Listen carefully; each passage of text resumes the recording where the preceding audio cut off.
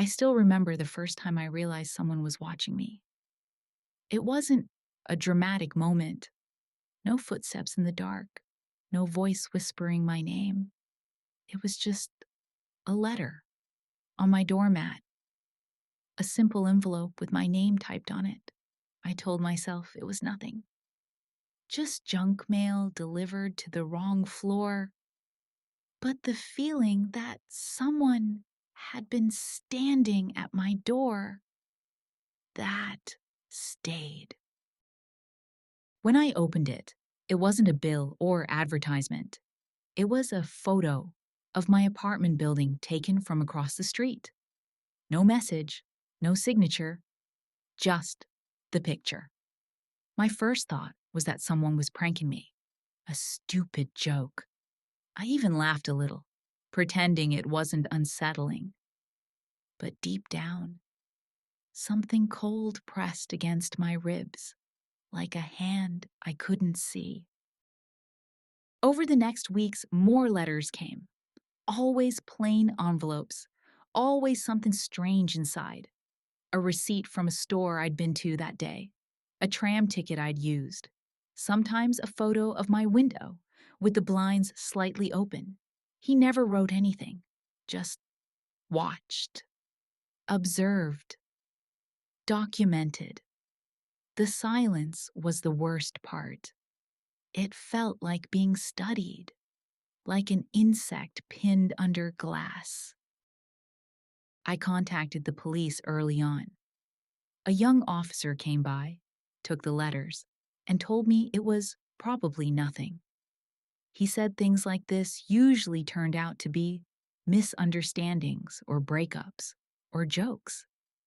I told him I wasn't seeing anyone who'd do this. He nodded politely, but didn't believe me. They filed a report and left. Nothing changed. The letters kept coming. After a few months, the letters became gifts.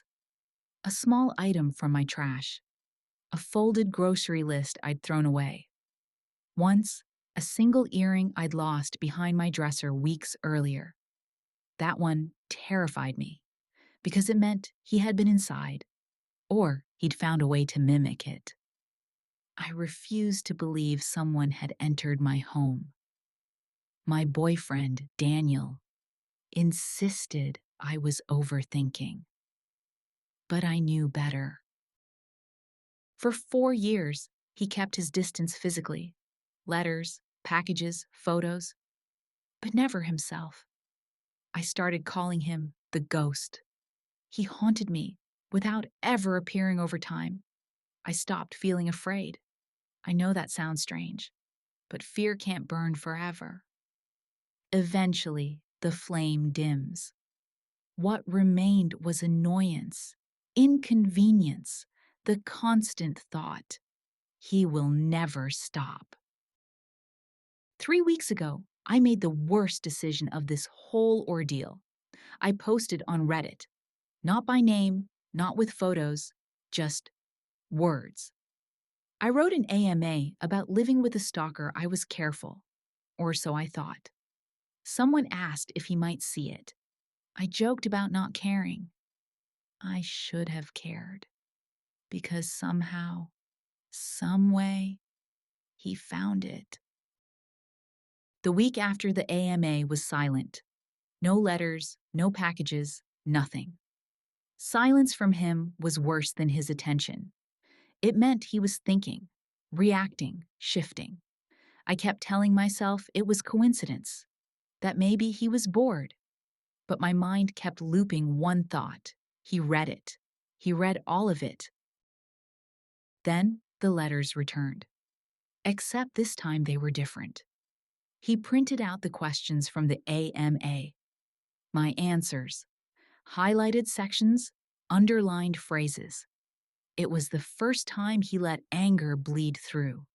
He added comments in the margins, accusing me of mocking him, of humiliating him, of stealing the spotlight. He wrote that I owed him attention. The next package was left inside the building. right in front of my apartment door. He'd never done that before. I stared at it for a long time, afraid to touch it. Daniel told me not to open it, to wait for the police. But I was tired of being controlled. So I opened it myself. I still wish I hadn't. Inside were zip ties, a roll of painter's tape, a remote with the buttons picked off, bandages made to look used, and a framed picture of me, taken days earlier. Daniel had been next to me in the original photo, but the stalker had cut him out. The frame was shattered. The box was filled with extra glass shards, some wrapped in newspaper. He wanted me to imagine the worst. I finally called the police again. This time they reacted differently. Maybe it was the photo, maybe the glass, maybe the tone of his letters. Whatever the reason, they promised more patrols. They told me he was escalating. That word echoed in my head for hours. Escalating. I still wasn't scared. Not exactly. Just exhausted and a little angry at myself for ever posting publicly. For almost 2 weeks after that, nothing happened. I started to breathe again, walked to work without checking every corner, even slept through the night.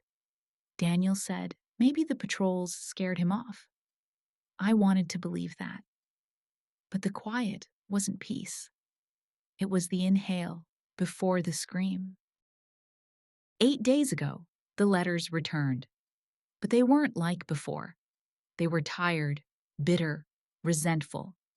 He wrote about wasted time, about how I had disappointed him, about how I wasn't special after all. The tone was slipping. It felt like someone unraveling. And I realized, when someone like him loses control, things don't calm down. They explode. 5 days ago, I stepped on something sharp outside my door, a crunch under my doormat. When I lifted it, I found a layer of broken glass spread across the entire floor tile thin, fine, almost invisible in the dim light. He'd waited until night and slipped inside again. I felt my throat tighten. This wasn't annoyance anymore. This was a threat.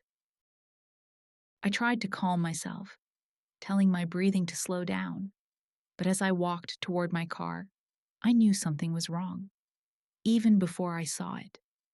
The moment I stepped onto the street, the cold air felt heavy, like it was holding its breath with me. Then I saw the windshield. Smashed, both headlights broken. Long scratches carved into the doors, and in thick black paint across the glass. "It's time soon, Miss Adler." The phrase was repeated on a small note he'd tucked under my doormat. Almost identical handwriting. That combination, broken glass, defaced car, those words, shook something loose inside me. I wasn't afraid of him before. But that morning, something changed. Something tightened in my chest. I went back upstairs and called the police myself. Not waiting for Daniel, not trying to sound calm. I didn't care anymore. I wanted him caught. The officers came quickly this time. They walked around the car, took photos, asked questions, and finally, treated this like the threat it was. One of them asked if I had any kind of surveillance. I almost laughed. But then I remembered my dash cam. It ran all night. Every night. I didn't actually expect it to show anything, but it did. It showed everything. The footage wasn't perfect. Grainy, Faint streetlight glow, shadows more than shapes. But it showed a man approaching my car at around 3:15 a.m., wearing dark clothes, hood up. He moved with purpose. He smashed the glass, scraped the paint, painted the words in deliberate strokes. And then he looked toward my building, looked straight at the camera as if he sensed it. The police took the footage, promising it would help, even though I'd given them clear photos before and nothing happened. Still, hearing them say, "This is serious," eased something in me. For 2 days after that, I didn't get anything from him. No letters, no packages, nothing. It was like the city itself went quiet. Even Daniel noticed it. We slept with the bedroom lamp on anyway. Then, just after 4 a.m., 2 nights later, the doorbell rang. Sharp, sudden. I jolted upright, heart pounding so hard it hurt. Daniel froze beside me. No one rings at 4 a.m., no one but him. I saw faint blue light through the blinds, and for a split second I thought maybe it was a hallucination, my mind grabbing at hope before fear drowned it. Then I heard it. "This is the police. Please open the door." When I opened the door, 2 officers were standing there, lights still flashing outside. Their voices were low, but urgent. They said one of my downstairs neighbors had called them. He'd come home from a night shift, and someone followed him inside before the door closed. He didn't recognize the man. He didn't think the single mom upstairs would get visitors at 3 a.m., so he called it in. He saved us. The officers told us to stay inside while they checked the building. Daniel locked the door behind them. I stood completely still, listening to the muffled sounds of boots on stairs, radios crackling softly. Every second felt like a wire pulled too tight. I remember thinking, if he's here, if he's actually inside. Then the building went silent. Too silent. After what felt like forever, one officer returned and asked me to step into the hallway. I hesitated. My legs felt numb, but I followed. He led me to the half landing just above our floor. That's where they found him, sitting on the stairs, hands in his pockets, like he was waiting for something. Or someone. He didn't even try to run. There was a small window on that half landing. From there, he should have seen the flashing lights outside. The police car was parked directly below it, but he either didn't notice or didn't care. When they approached, he calmly took his hands out of his pockets. One of the officers found a pocket knife. He didn't resist. He didn't deny anything. Not anymore. When they asked who he was, he gave his name immediately. Marcus Keller. He said it almost proudly, like he expected it to mean something to me. He admitted to leaving letters and gifts, admitted to following me, admitted to entering the building. He even admitted to vandalizing my car. 4 years of hiding. And he confessed in minutes. I listened from the stairwell as he spoke to the officers. His voice was calm, almost conversational.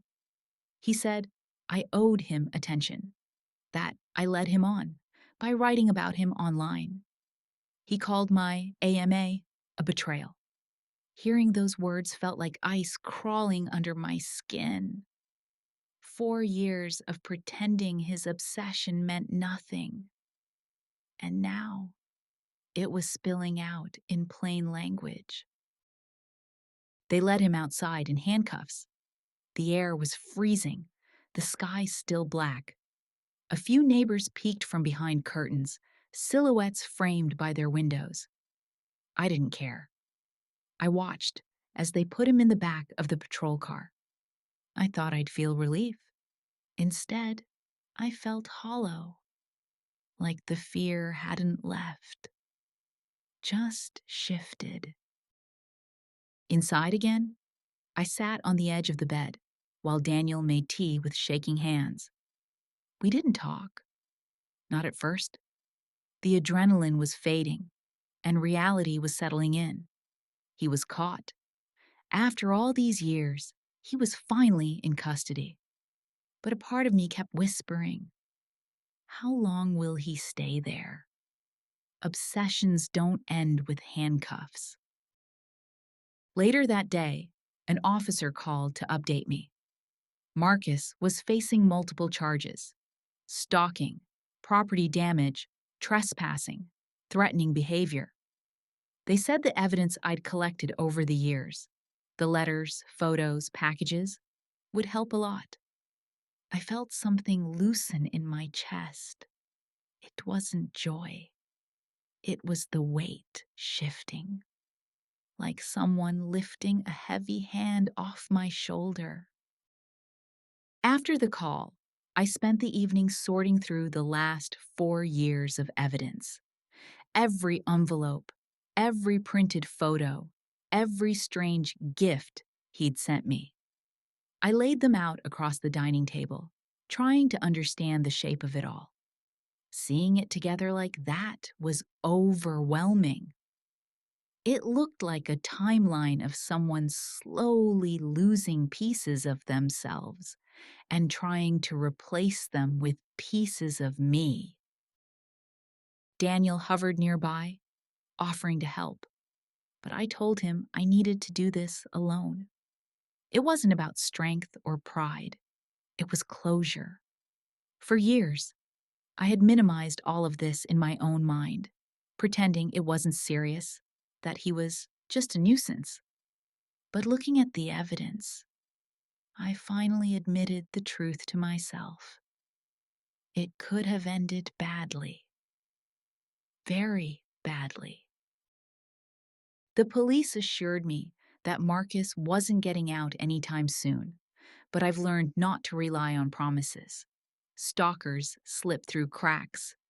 Their behavior gets misread, minimized, excused. I lived 4 years in those cracks. Still, part of me held on to their words. I needed to. Otherwise, I'd never sleep again. And that night, I slept with the lights off for the first time in months.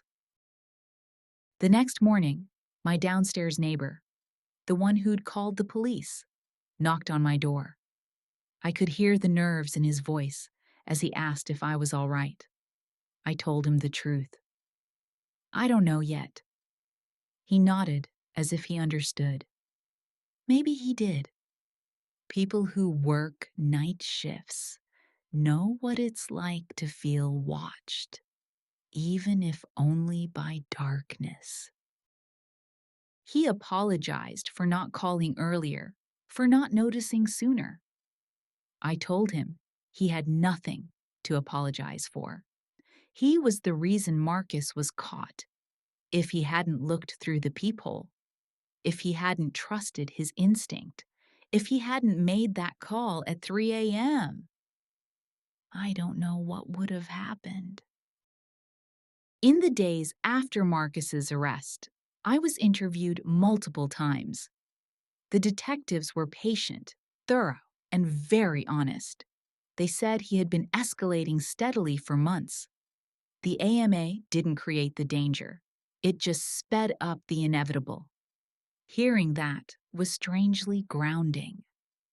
It wasn't my fault, even if I'd convinced myself it was. One detective told me something that stuck with me. People like him don't want a relationship. They want a narrative. They imagine you into a character that belongs to them. When you break the script, they lash out. I sat with those words for a long time because I realized he never wanted me. He wanted control of a story he'd written alone. The strangest part was the relief I didn't expect. I kept waiting for fear, for panic, for some collapse after years of tension. But instead, I felt only stillness. A quiet I hadn't felt in a long time. It was like stepping out of a long, narrow hallway and finally seeing sky again. That evening, Daniel and I took a slow walk around the neighborhood. It was a small act, almost mundane, but it felt monumental. I didn't scan every parked car. I didn't check reflections in windows. I didn't clutch my keys between my fingers. For the first time in years, I felt like a person again, not prey. When we reached the trash bins behind our building, I stopped. Normally, Daniel took the trash out alone. But that night, I did it myself. It sounds ridiculous, but it meant everything. Fear teaches your body a language you forget how to unlearn. So when I lifted the lid and dropped the bag in, it felt like reclaiming something small, but vital. Later, lying in bed, I let myself replay the moment they found him on the stairs. The way he sat so calmly, the way he looked up when they approached. I kept asking myself, what would have happened if the neighbor hadn't seen him? What if he had reached my door unnoticed? Those thoughts don't haunt me constantly, but they surface in quiet moments. I haven't heard anything from him since his arrest. Not directly, at least. No more letters, no more photos, no ghostly presence lingering behind the ordinary. The silence this time isn't ominous, it's restorative. I know the legal process will take months, maybe longer, but that's all right. I can breathe while it unfolds. My therapist said something recently that helped me understand why I stayed strangely calm through all of this. Sometimes the mind protects you by refusing to panic until you're truly safe. Maybe she's right. Maybe I was numb for 4 years because fear wouldn't have helped me survive it. But now that he's gone, I can feel again. Some nights, I still wake up suddenly, convinced I heard a letter slide under the door. But then I remember, it's over. Marcus is gone. I check the hallway anyway, just to be sure. Old habits don't disappear overnight. But each time the hallway is empty, it gets a little easier, a little quieter. This afternoon, at 9:30 p.m., I took out the trash alone in the dark. For the first time in over a year. Daniel didn't insist on coming with me. I didn't ask him to. I just walked outside, breathed in the night air, and felt nothing watching me. No eyes, no shadow in the corner, no ghost. Just me. Finally.